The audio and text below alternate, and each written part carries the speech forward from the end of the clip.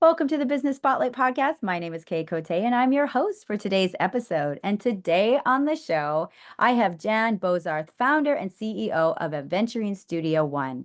We're going to be learning about her business, her journey to business ownership, best practices, and challenges that she's faced to give you that inside look to what it's like to build and operate a business.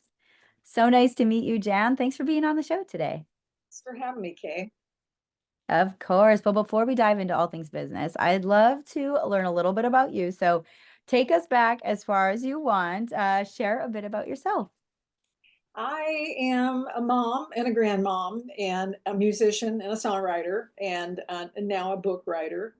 But I started most of this in music. My whole background is really in the music business and then eventually becoming a songwriter in my own right and working that whole side of the equation. But the business that I have now is really the evolution of all my own artistry, from songwriting to game production and game design to writing books. And I didn't start writing books until about 15 years ago because I didn't see the kinds of books for young girls, which is my target market, like 8 to 15-year-old girls. I didn't see the kinds of things in the market that I would have liked to see. So I started writing those kinds of books and added that to my repertoire. So Aventurine Studio One is the culmination of all of that in my career, with the songs and the books, the stories, the games as well, and all that goes with that. That is incredible. And it is so touches my heart personally because when you said songwriter, that's something I've recently just picked up and getting back to my roots of music. So I'm very excited for this conversation because it's like music really is a way to share so much with the world. So I'm really excited. That's really cool. Sorry about that. So yeah, no, I mean, and we live in Austin, of course, and Austin is a great music town. And we moved here from Houston many years ago when our children were little. But I was in the record business then, in the recording industry. And so we moved to Austin, and I had 3 little boys, and I just started really just applying what I knew about music to my children's lives as they grew up. And I really had an idea of what children's music should be like. So it used to be baby music, toddlers, right? But I saw all music as children's music. And so my boys were brought up learning to play instruments, all stringed instruments, in the Suzuki method. And they're all professional musicians now. And so our whole life was really wrapped around music in some way or shape or form. Wow, that's incredible. So I'm very excited to dive into how you started your current company. So was there a moment in when you were like working through your career in music? Like how did you come about what you're doing now? When I was songwriting, I really started from poetry and journal writing. I just loved writing. And my songs were always stories. And so I was really writing stories in different forms from the beginning. And then I got more into digital product production, which was also storytelling, which I also most often I would write the songs for those. I had a long run with Mattel, producing Barbie and other some of their bigger brands and writing pop songs for girls in that form. And in those days, nobody really knew how big music would be inside of games, right? It was just the beginning of time. So I had a lot of opportunity along the way, but it kind of helped me shape my personal artistic output. And at the point where I started writing the books that are currently out, I was sick of working for other people doing their bidding. I just decided to break away and write a series of books for young girls that were like something I would like to read, very beautiful and soulful. And most people weren't making things like that, especially in Hollywood. They were making poppy things, but they weren't necessarily making soulful things. So I took the risk. I wrote one book and designed a 12-book series behind it, got a big publishing deal from Random House, an 8-book deal with them, which is a huge deal for a first-time writer. but they gave me that deal based on my career before that with working with young kids and specifically girls. So, I had a big career before I really broke off and made my own company. And I had little companies along the way, like a production studio that serviced my work with Mattel. But this was really all built on my creative output. And I started the company with the 6 books, with the first 6 books of Random House. And then I got breast cancer and I had to stop everything. And eventually we, negotiated the close of that company while I was in chemo. So the current company, a little known fact, is during that time when we closed the company, I was able to buy back all my rights to my books. So when Mm, I started coming out of that, it took me 4 years in treatment, 2 near-death experiences. It was a big deal. Uh, mm, but what happened next was what shaped what we're doing now. And that is I came out of that. I didn't really go out into the world to work right away. I just started writing new books. And a lot of people came to me and said, what are you going to do with the 6 books you already have? And I said, I don't know. But what I ended up doing is really working on this, on the world building that I started with the first 6 books, and then writing a whole new book series and aged it up. And it had that common world with the first 6 books. So I have now 8 books going on 9. So there's 6 in the Fairy Godmother Academy series that I'm re-releasing right now. And then mhm. a new series is called Coded for Greatness, and it's for young teens, boys and girls. And I'm about to put out the second book in that series. So I I built the business around that. I had put in many, many, many years into that work. And I thought, well, I'm going to start a new company. I'll expand the brand. I'll build a brand basically instead of just books. Designed a Roblox game with a team and just started building the business of Aventurine Studio One around that content. And it's vast. It's a big undertaking for one human being and a team. Most of my team is not local. I have a couple of people in Austin, but I've got contractors and partnerships all over the world. So I'm building a global brand out of the thing that I started from nothing. And, right now we're in that scary moment. We've been in business 2.5 years. We're getting ready to take on partners, financial partners and distribution partners and things like that. So that's where it is right this minute. But it was a big undertaking and probably not one I would have chosen to do had I not had my 4 years of cancer and not knowing where I was going to go after that. Wow, that's an incredible story. Thank you for sharing about that. You said many things that really, I kind of was like putting little pins in. I was like, oh, I want to go back to that. So one of the things you mentioned was, coming out of your previous career and going into starting your own business. Was there anything, or what was it that helped you? Maybe like the skills you learned, was there anything specific that really helped pave the way for creating your own business? Well, I was always entrepreneurial. And when you work as a contractor to a big company like Mattel or Disney, I was I was running a little shop, that was the skills that I had as they applied to these bigger companies. So in a way, I was always running my own business. It was just that it serviced something bigger. The real risk was going full bore on my own creative ideas and just putting all, my eggs in that basket and not relying on a big existing entity to make that happen. And that was super risky for me. But I Mm, was so determined that there wasn't anything in the world like I really wanted to see for the kids. I mean, and in the context of getting into the game business and being involved with the big studios, I ran a little company in Austin called Girl Games. I say I ran it, I was second in command, but I did all the creative for that and had a team of people. And those were some of the first games that were ever created for girls.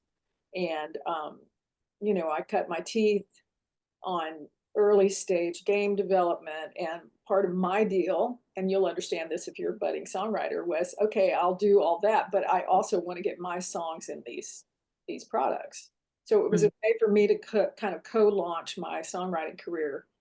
And in the children's media world, songwriting itself, or music, it's really just pop music. It's not little baby music. It's songs that you hear on the radio. So I knew it was a good avenue. So I was entrepreneurial in the fact that even in my corporate jobs, I tried to position myself and make sure that I was getting the best in the things that I wanted out of that. So that was very successful. Millions of songs, millions of kids, that kind of thing.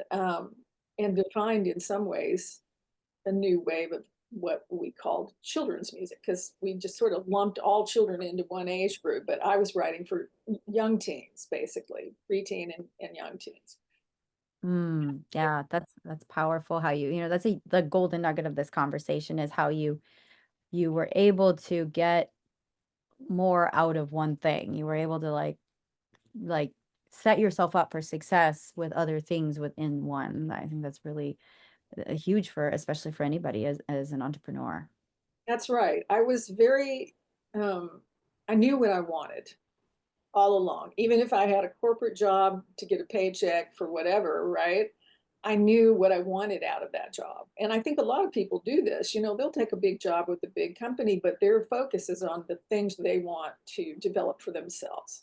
And that's a lot easier now with, startup businesses and entrepreneurial world, basically. So, but I was very clear on what I wanted. I used to say, and I said this out loud in whatever event I was in, is it was all an elaborate plan to write songs, right? How do you get your songs into the market, especially if it's not a genre that's well known? And I had a very famous president of a very famous record company say to me once, he was in charge of children's music for a big label. And he goes, I don't know, they just made me in charge of it, but I don't even know what children's music is. Now, this is a record label, right? So that was the world that I was entering, is nobody even knew what to call it. They didn't know what it was. They didn't have the promise of the youth market being the biggest purchasers of all time, right? That was before all that. So I just knew where I was going all along and just carved my little path all the way through. And that is not to say that everything was successful, including the time I had to take off from being sick. So this is the big risk now. Aventurine Studio One represents about 15 years of my life, and in creative life and business life and personal life. And I'm, as far as I can tell right now, I'm taking it to its destiny and whatever that means. So there's a lot riding on it, and there's a lot riding on me in taking this risk. Definitely. Well, looking at too, you mentioned your team. That's another part of the conversation I want to go back to is your team that's helping you. So, how many team members are you currently at, both here and remote? I have like 3 or 4 people in Austin. I mean, some of them, like the website people, will come and go depending on our needs. But I have some close people. And what's interesting for me is that my 2 closest people, they're all women that work with me. I've worked with off and on in different companies for 30 years. These are people I know, they know me, they trust me. And so it wasn't hard to get, committed people to help me do this dream. But I have people in Germany, I have people in London, and just individuals who come in and do a particular thing. Like my person in Germany is the book designer. So I mean, I think it's a pretty easy thing nowadays to be in the digital world, to be in different countries with working with different people. You just have to learn the area that you're working in.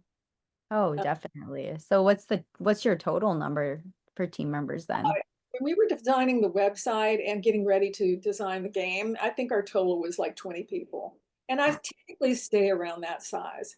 I don't want it to be huge, it's not in terms of numbers of people, because I manage that, and I'm doing a lot of things. But Mhm. this year, with the grace of God and new funding, we will grow that a little bit, and start to develop the distribution outlets and things like that, licensing, things that will help us grow it. Definitely. And looking at, that leads me perfectly to talk about like marketing your products, your books.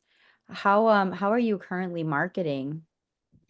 Well, we're really not doing much marketing yet. We re-released, we're starting now, like currently this day, we're starting to re-release the redesigned Fairy Godmother Academy books that came out with Random House, and I got those back. I redesigned them. I added new content to those. So those are just now coming out. And then the new series, Coded for Greatness, the first two books will be out in the next month.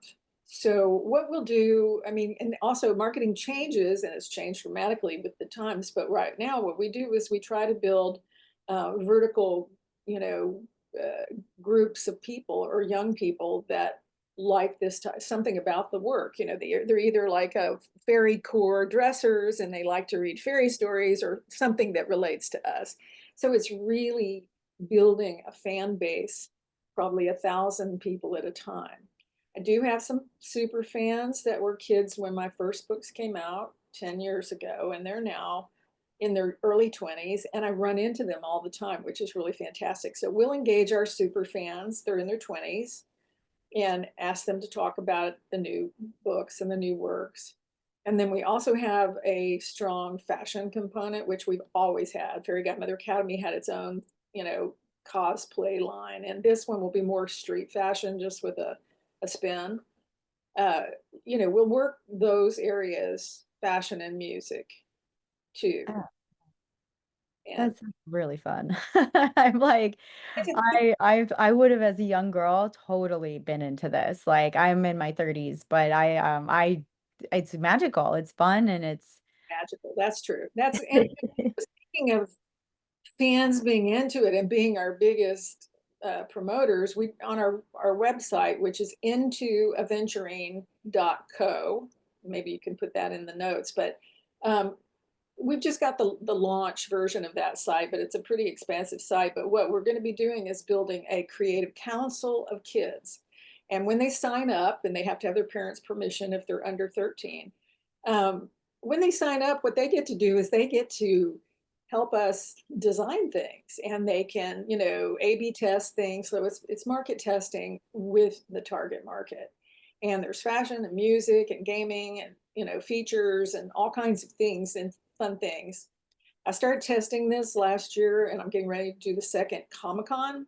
And at Comic-Con, we do workshops where we let the kids design their own characters or do things that they're basically contributing to the brand itself, so they can feel they have some ownership in that. So that's part of our marketing plan. And then just, you know, all the normal stuff, like I do a lot of appearances, Comic Cons, Fairy Cons, bookstores. Not so much bookstores anymore, but I did a lot of those in the past. I go to international book fairs, like the Texas Book Festival, but you know, I went to Frankfurt and London and places like that. So I do an international appearance thing, and that's pretty much it. You're just on the road talking to people, and that's actually the best way to get to know my fans, is to go and see them. And definitely. it's really fun for me. I like that part. So That's really fun that because that also makes me think of other creative markets like music and artists who are touring and things and um yeah, like I'm super excited. What do you see, where do you see the company going to in the next 3 to 5 years? 3 to 5 years, as long as I'm standing, I'll be doing probably not all the things I just named, because we won't be a startup anymore, but um, I'll do a lot of the appearance parts of it. I think that just being personally in touch with the fans is huge. But of course, hopefully the company will be running itself. You know, there'll be more people and they'll be doing all the day-to-day stuff. I think eventually someone will try to buy us. You know, there's a having this deep of content that's continuous, like it has a lot of legs. There's a lot of places for that to go. Like I have some people talking to me now about web comics, which is like you know, comic books on the web. Basically, they're big in Asia, but not necessarily so big here yet. There's all kinds of new formats that are coming out, not necessarily AI, but AI background functionality, AI created, I should say.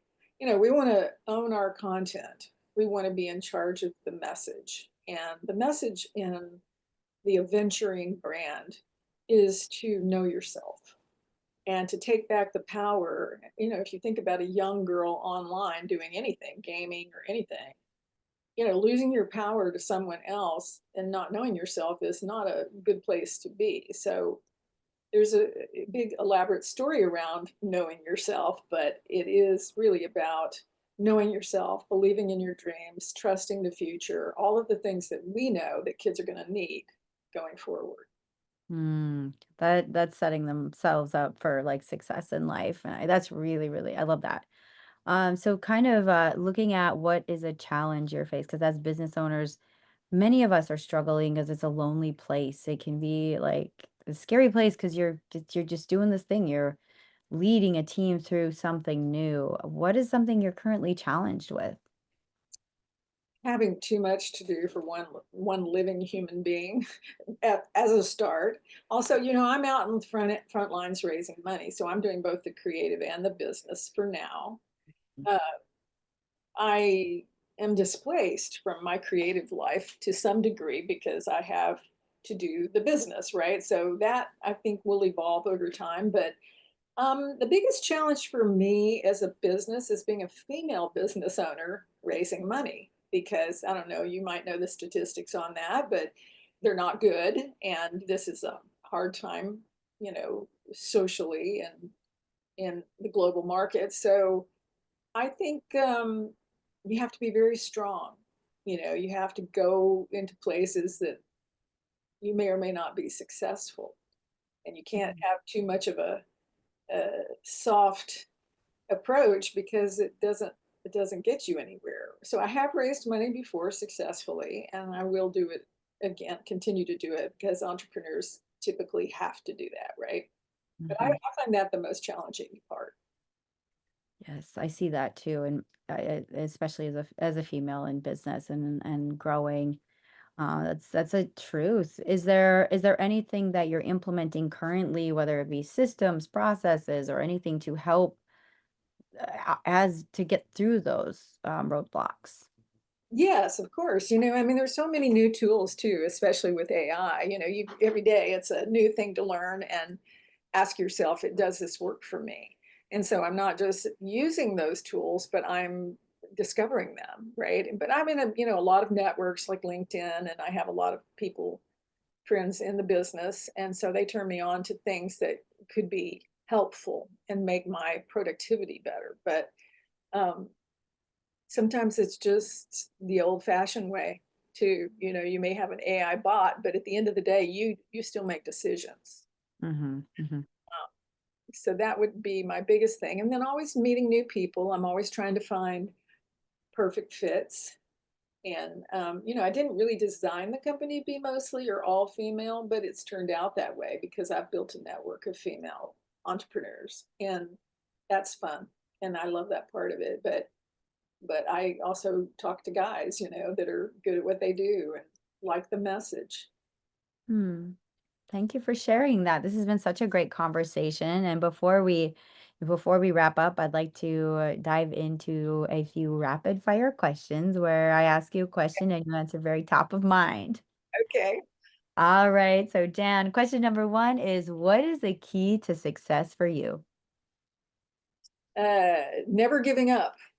I don't give up easily. And if finding an alternate route if you need to, and pivoting and all of those things. Very true. I love that. Number two is, what is a piece of advice you have for other business owners? I think go into it with open eyes. Don't get too rigid. You think you have a plan, but that plan is going to change many times over the course of your life, and I think, or the life of the business. And to be flexible and open and to remain open and not get too married to that initial plan.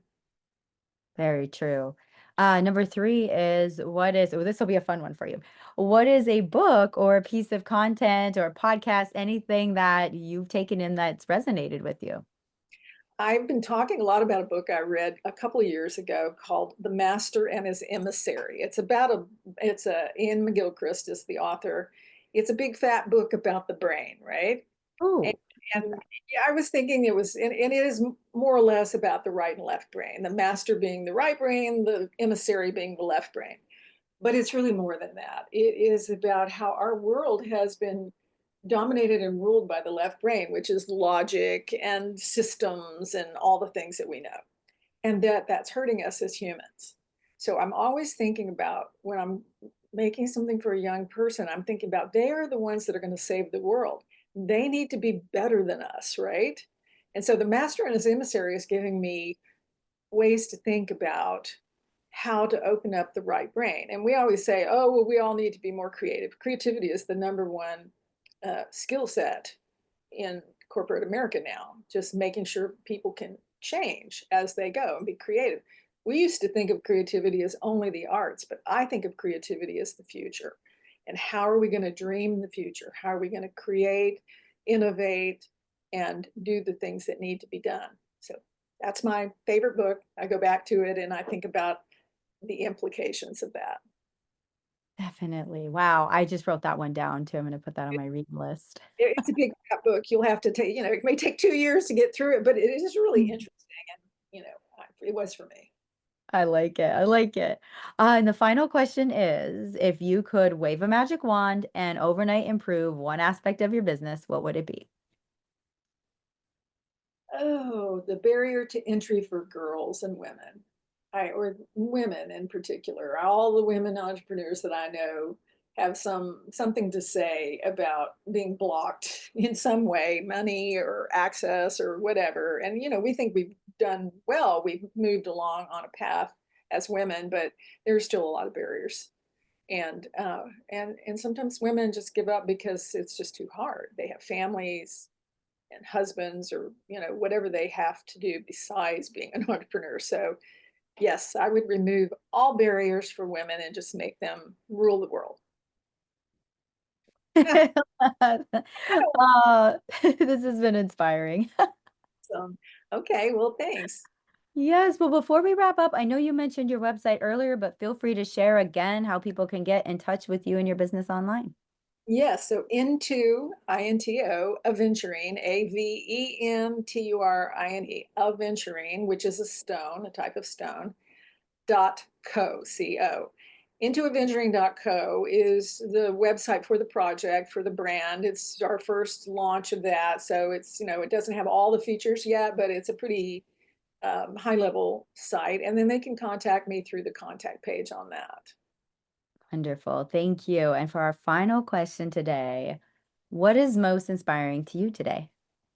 Today, as in this day, or However you want, yeah, however you want to take it. If it's today or if it's like in general. I, I mean, I go back to the word resilience. Resilience is my superpower. So I always want to um, work on it for myself and help other people, young people, work on it. If people come to me for mentoring, which they do a lot, being resilient means you're alive. Doesn't mean you don't make mistakes. It means you're alive. So that's what I would work on for today. That's the word I would work with. Well, Jan, thank you so much for this inspiring conversation. It's been such a joy to talk to you today. Thank you, Kay. Thanks for having me.